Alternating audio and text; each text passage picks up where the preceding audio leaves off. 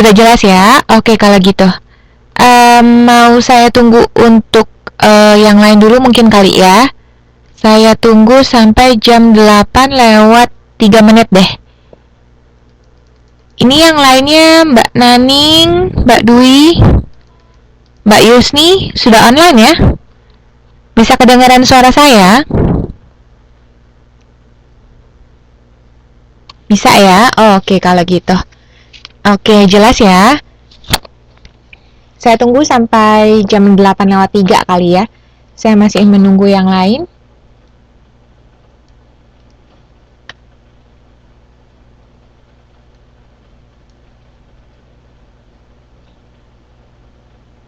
Selamat malam, Mbak Lu. Oh, suaranya kayak penyiar radio. Ini konteks positif apa konteksnya negatif nih? karena karena ada saja yang kalau apa penyiar radio tuh mungkin ceriwis gitu kali ya.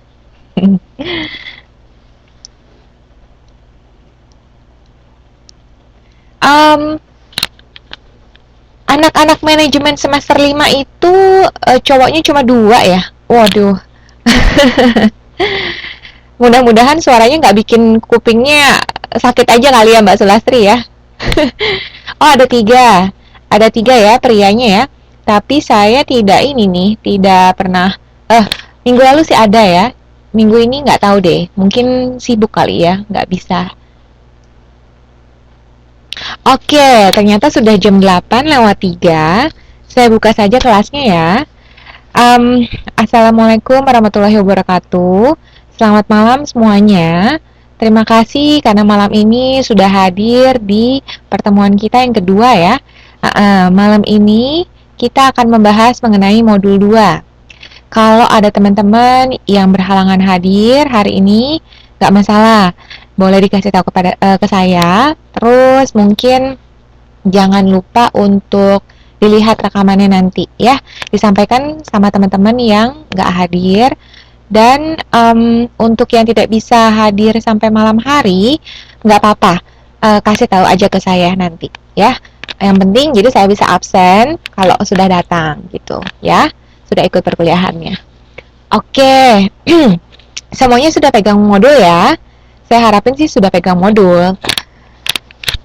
Nah, malam ini kita akan membahas mengenai motivasi dan persepsi.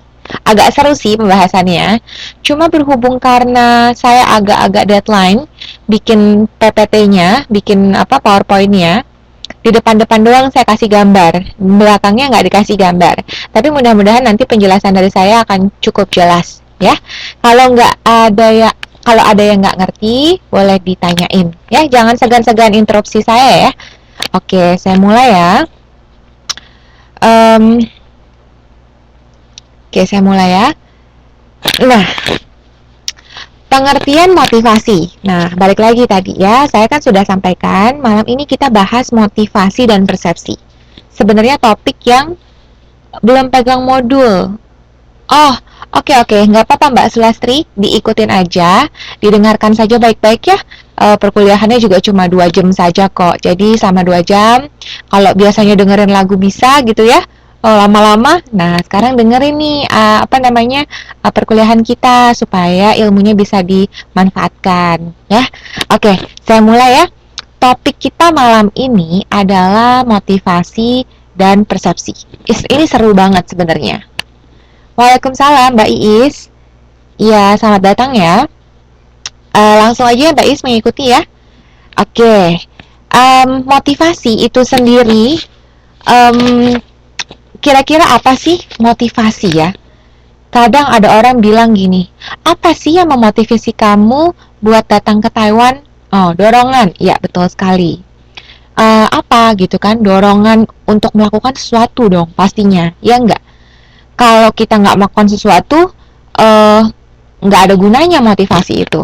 Dan nggak akan ada motivasi di sana kalau tidak ada keinginan. Jadi ada dulu keinginan, baru keinginannya terdorong. Iya, waalaikumsalam Mbak Dwi. Selamat datang ya, langsung ikutin perkuliahannya aja ya. Oke. Nah, keinginan Setiap orang kalau di minggu lalu kita sudah bahas, ternyata orang itu punya keinginan berbeda-beda loh, ya kan? Oh, ternyata kebutuhan manusia tuh beda-beda loh.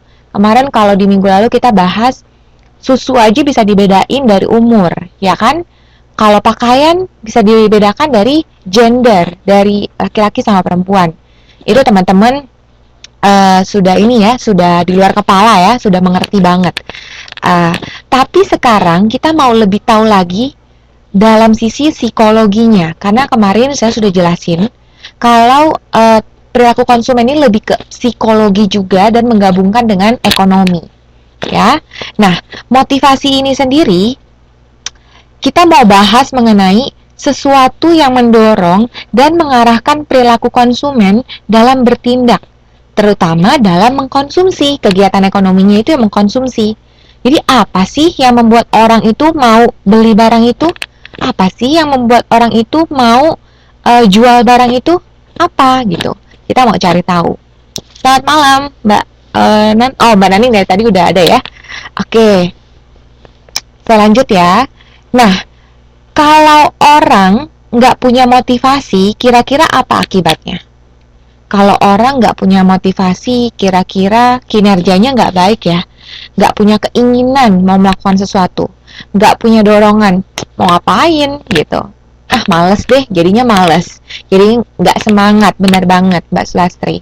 Ya, nah jadi, tapi tahu nggak nih teman-teman, kalau kadang-kadang orang itu nggak sadar loh, kalau apa yang memotivasi diri mereka.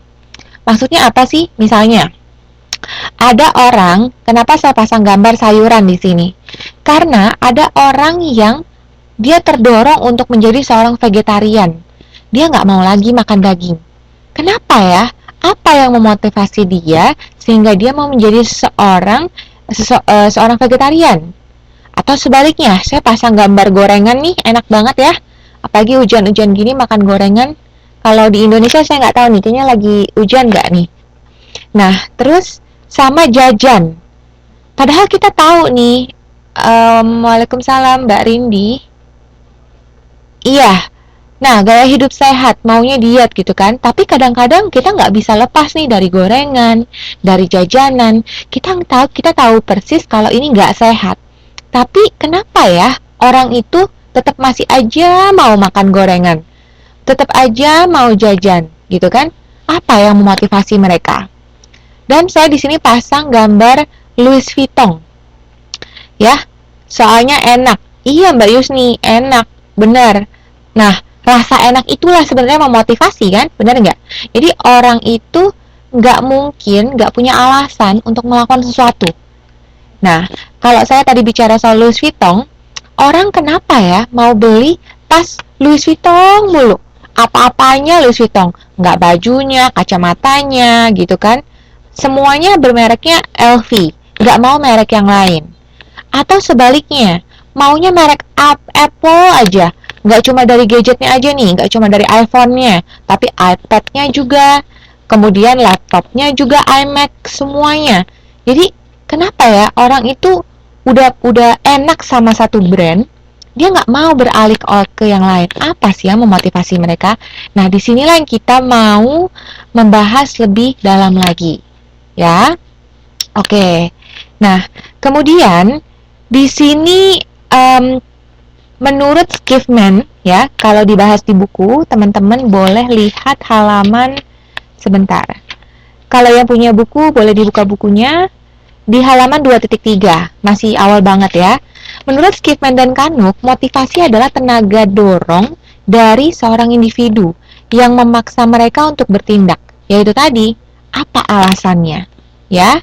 Kemudian, motivasi ini muncul karena adanya kebutuhan yang dirasakan. Ada yang rasanya kepengen karena enak, tapi mungkin orang mikirnya, enggak saya mau makan gorengan karena saya lapar, karena saya butuh makan. Ada juga yang seperti itu. Atau ada yang beli handphone, dia memang belinya iPhone, tapi dia bilang, saya bukan cari mereknya, saya cari kualitasnya, saya cari manfaat HP-nya, kayak gitu, ya. Jadi menurut Skiffman dan Kanuk ini, dia bilang kalau alasan orang itu berbeda-beda. Yang memotivasi itu beda-beda. Dan kebutuhan itu muncul karena konsumen merasakan ketidaknyamanan antara yang seharusnya dirasakan dan yang sesungguhnya dirasakan. Ada yang ngerti nggak nih maksudnya ini apa? Maksud daripada orang itu merasa nggak nyaman antara yang seharusnya dirasakan dengan yang sesungguhnya dirasakan. Waduh, maksudnya apa nih? Ada yang ngerti nggak?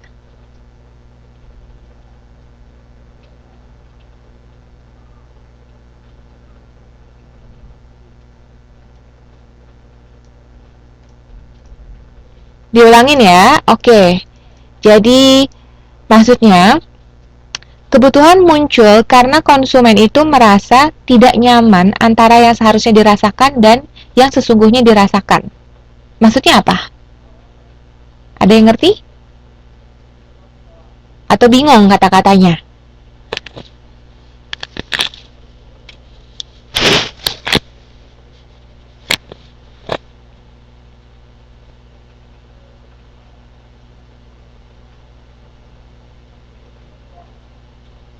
Mungkin ada yang tahu?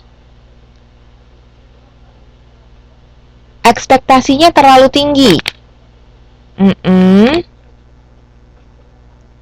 Terlalu elit. Oke. Jadi begini, maksudnya adalah ketika seseorang sebenarnya memang dia mau beli tas itu buat taruh barang-barangnya saja, ya enggak? Cuman buat naruh kosmetik mungkin, cuma buat naruh dompet mungkin, cuma buat bawa barang-barang kemana-mana ketika bepergian. Tapi ternyata yang dirasakan adalah kalau beli barang murah, murah banget lah ya gitu, atau tas plastik nggak nyaman. Kenapa? Ya misalnya kalau tas, nggak usah tas plastik deh ya, tas yang bahannya kain. Kalau kehujanan basah, ya nggak? Nah, jadi ya cepet rusak, cepet jebol, ya nggak? Akhirnya apa? Akhirnya timbul motivasi untuk membeli tas yang lebih mahal, atau mungkin yang bahannya berbeda. Jadi, itu karena adanya yang seharusnya dirasakan itu adalah dia cukup puas karena tujuan utama dia hanya untuk membawa barang-barangnya dia kan, beli tas itu.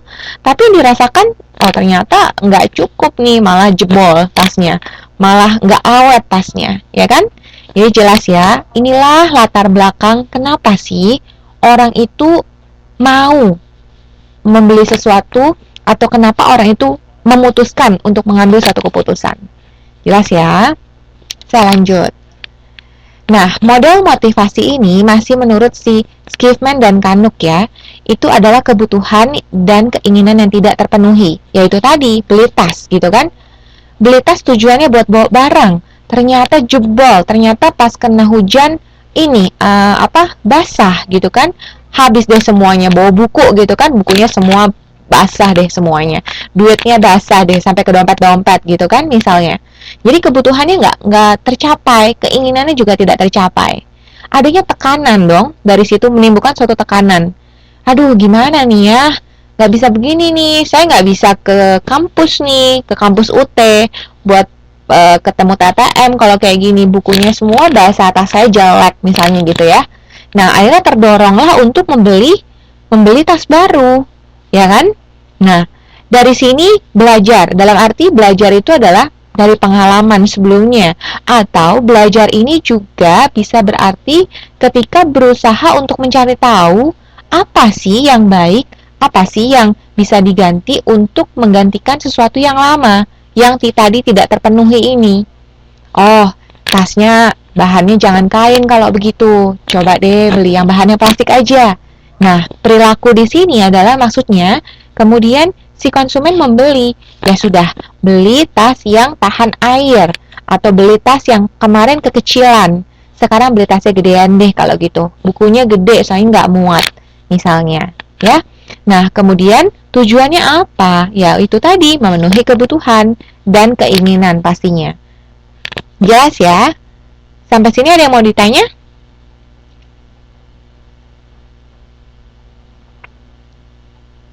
Ada yang mau ditanya? Apa masih menyimak nih?